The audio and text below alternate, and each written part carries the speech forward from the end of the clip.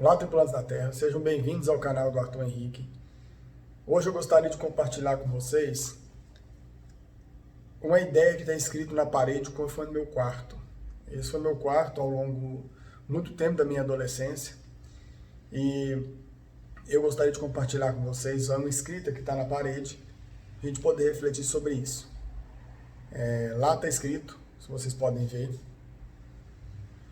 o homem só envelhece quando nele os lamentos substituem os sonhos. A gente tem que entender e fazer a pergunta constantemente para a gente: o que é ser velho? O que é envelhecer? Constantemente a gente ouve falar sobre isso, sobre envelhecer bem, como ser um envelhecido, a vida da terceira idade, como sentir bem como idoso. São palavras que eu acho que somente registram um momento da nossa vida.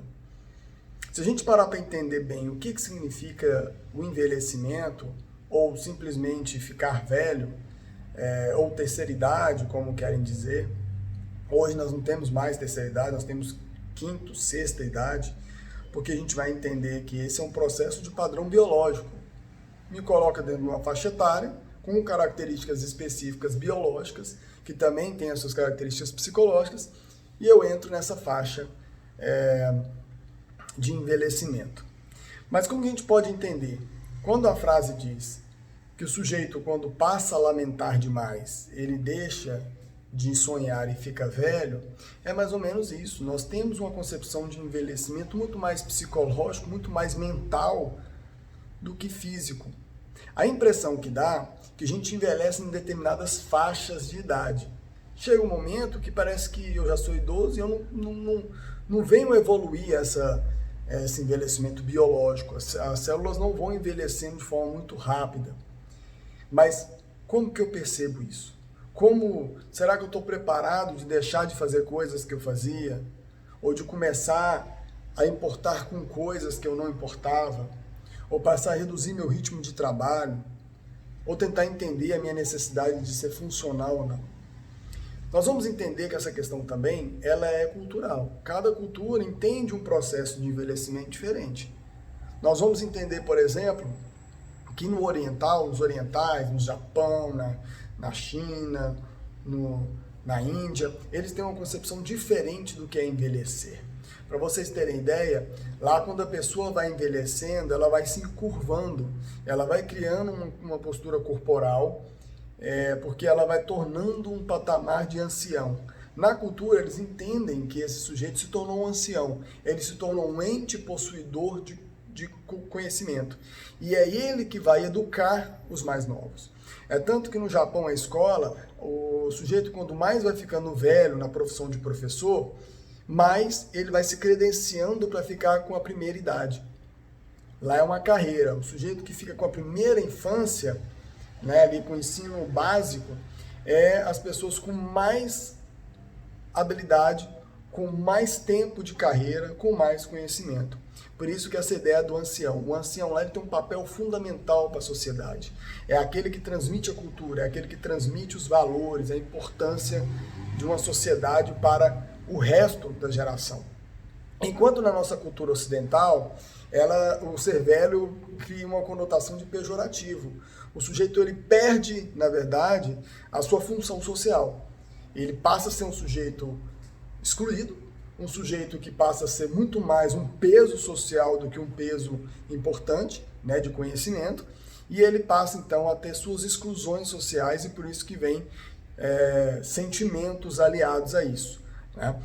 Nós temos aí uma negação de que o sujeito não pode mais ter atividades sexuais, que o sujeito não pode ter uma vida plena, que o sujeito não pode poder participar de todos os eventos sociais, que ele não dá conta, que ele tem que ser restrito a só trabalhos, de trabalhos e preferências de idosos, enfim. Então a gente começa a pensar isso. Muitas vezes, ser idoso não é somente uma faixa de idade, porém a forma que eu penso. Nós temos muita juventude aí, muita gente com 20 anos que tem cabeça de velho, que é um sujeito preso, um sujeito dogmático, um sujeito que não abre a cabeça, um sujeito que não evolui com o processo, um sujeito que só reclama, um sujeito rabugento, que tudo tem que ser do contra, enfim. Não aceita novidades. Não envelhecer é constantemente renovar, é constantemente ser novo, no sentido de aceitar mudanças, aceitar propostas e enxergar que nós somos pessoas que estão de passagem. São pessoas que nosso corpo padece, mas nós ganhamos uma coisa mais importante quando envelhece. A gente tem a nítida noção de que as coisas não têm tanta importância, de que as coisas padecem, que as coisas passam, e a gente tira o nosso peso daquela questão social, tira o peso das obrigações. A gente começa a ver que nada é para ser feito agora, de emergência, pode ser amanhã. A gente observa que as coisas não precisam ser no desespero que a gente tem, a vaidade, o peso de ser melhor, o peso de ter que mostrar para a sociedade que eu sou isso ou aquilo, ou seja, quando eu sou velho eu tiro a máscara. Quando eu sou velho, no sentido, não no sentido, igual eu estou dizendo, de pensamento, mas no sentido de biológico, eu começo a tirar a fantasia que eu fiz ao longo da vida. Tem uma pesquisadora, recentemente, que ela fez uma curva, e ela pesquisou pessoas de várias idades, de várias faixas etárias, e descobriu que tem uma curva da felicidade, que ela começa muito alta quando é criança, ela desce muito quando nós somos jovens e adultos, e ela cresce e volta a crescer quando é idoso. O idoso, ele perde essa vaidade.